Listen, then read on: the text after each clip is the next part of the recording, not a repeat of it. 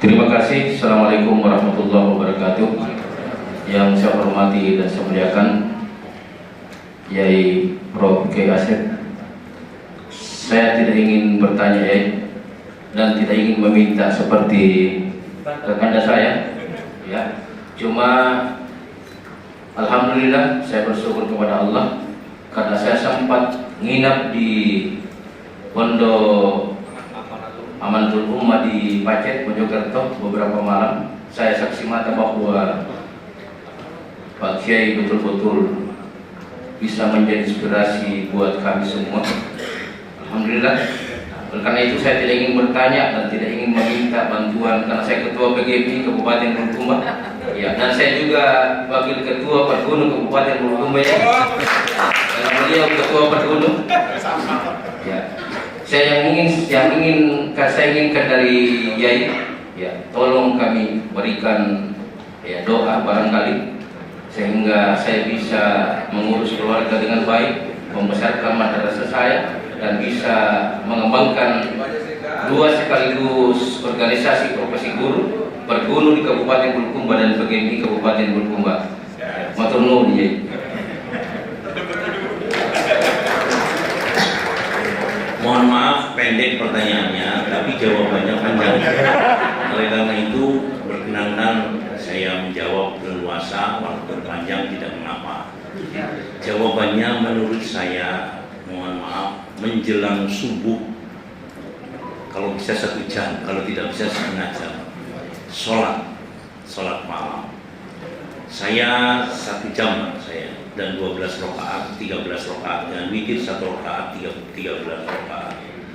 Itu. Kenapa? Karena banyak sekali rahasia yang didapatkan di sholat malam itu. Setidak-tidaknya menurut hadis Nabi 3 rakaat, setidak-tidaknya 3 rakaat. 2 rakaat, rakaatani fi jawfil lailil akhiri khairun minad dunya wa ma fiha. 2 rakaat di tengah malam terakhir lebih baik daripada dunia dan seisinya. Laula an asyqa ala ummati la faradtuhuma. Andaikan tidak memberi masyaqqat kepada umatku, sungguh akan aku wajibkan 2 rakaat itu. Tetapi harus ditambah 1 rakaat karena al-witru haqqun, al-witru haqqun. Salat witir itu wajib, salat witir itu wajib. Ini Bapak dan Ibu. Kenapa demikian? Mohon maaf. Karena hikmahnya, istighfarnya diterima oleh Allah, permohonan ampunannya diterima. Ya. Du'aul maghfuri lahu mustajab. Doanya orang yang diampuni doanya, diampuni dosanya dikabulkan oleh Allah. Wa du'a'uhu mustajabun. Doanya dikabulkan oleh Allah. Dalam hadis qudsi disebutkan wa hal min mustaghfirin fastaghfiruhu wa hal min da'in faujibu. Mana dan siapa yang minta ampunan, saya ampuni, dan mana dan siapa yang berdoa, saya kabulkan. Kemudian ada lagi Bapak dan Ibu-ibu sekalian, manhatun anil ismi, pencegahan dari perbuatan dosa. Kemudian ada lagi matrodatun lida'i minal jasadi, pengusiran penyakit dari tubuh. Kalau kita mudawamah, insya Allah kita tidak akan pernah sakit, tidak akan pernah diberi sakit. Karena tadi bahwa itu adalah matrodatun lida'i minal jasadi. Subhanallah, ketika itu matrodatun lida'i minal jasadi, pengusiran penyakit dari tubuh, ini hadisnya sahih. Karena hadisnya sahih, maka kemudian dilakukan penelitian, ada apa di dalamnya. Ternyata bahwa sholat malam itu Bapak Ibu, di setiap malam tubuh kita meneteskan cairan. Ketika fajar shodiq keluar, terbit, maka cairan itu akan berhenti. Nah, cairan itu melumasi sekujur tubuh kita dan kemudian akan sangat efektif ketika cairan itu menetes kita dalam melaksanakan sholat.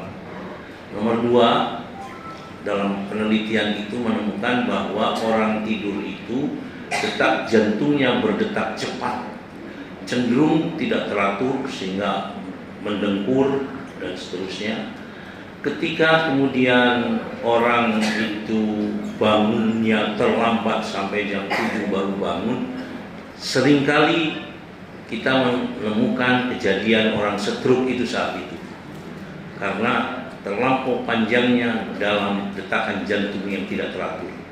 Tetapi ketika kita sholat malam, mengambil air wudhu 1 jam sebelum subuh, maka kemudian kita sholat, maka saat itu detak jantung kita berdetak pada detakan yang paling normal, dan ketika berdetak pada detakan yang paling normal maka darah akan lancar, dan ketika darah lancar terusir penyakit.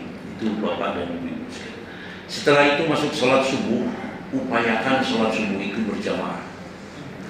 Luar biasa, karena ada hadis Nabi menyebutkan man sholat subha fi jama'atin fahuwa fi dhimmatillah wa la yatlubannaka bi syai'in min dhimmatihi. Karena siapa yang sholat subuh berjamaah maka dia berada dalam tanggungan Allah, dan Allah tidak meminta yang lain untuk menjadikan seseorang berada dalam tanggungannya, cukup dengan sholat subuh berjamaah. Luar biasa. Nah, setelah sholat subuh jangan tidur sampai terbit matahari. Kenapa? Bapak dan Ibu sekalian, berdasarkan hadis sahih menyebutkan Inna Allah la yuwazzi'ul arzaqa baina tulu'il fajri shadiqi hatta tulu'i syamsi. Sesungguhnya Allah itu membagi-bagikan rizki di antara terbitnya fajar shadiq sampai terbitnya matahari. Karena ini hadis sahih, kemudian juga diteliti ada apa. Setelah diteliti ditemukan bahwa di tenggang waktu itu Allah menurunkan ozon. Ozon itu memiliki sifat membuat tubuh kita kuat dan terengginas dan semangat. Tentu kalau kita kemudian kuat dan semangat, kita akan bisa bekerja tahan lama. Dan ketika kita bisa bekerja tahan lama, maka tentu saja rezeki kita akan banyak. Itu Bapak dan Ibu sekalian. Jadi monggo saya ijazahkan, tetapi sebelum sholat subuh itu sholat sunnah subuh dulu 2 rakaat yang disebut dengan rakaatul fajri. Rakaatul fajri khairun minad dunya wa ma fiha. 2 rakaat fajar itu lebih baik dari dunia dan seisinya. Makanya kalimat yang lebih baik dalam kita mengungkapkan qobliyatas subhi itu rakaatul fajri saja. Jangan qobliyatas subhi. Usolli sunnatan rakaatul fajri mustaqbil qiblati lillahi ta'ala. Rakaat pertama membaca surah Al-Fatihah sekali, kemudian Alam Nashrah. Rakaat yang kedua membaca Al-Fatihah sekali, Alam Taro, dan diikuti dengan Li'ila fi Quraisyin. Insyaallah kita akan selalu diberikan kesehatan dan dilimpah ruahkan rezeki kepada kita.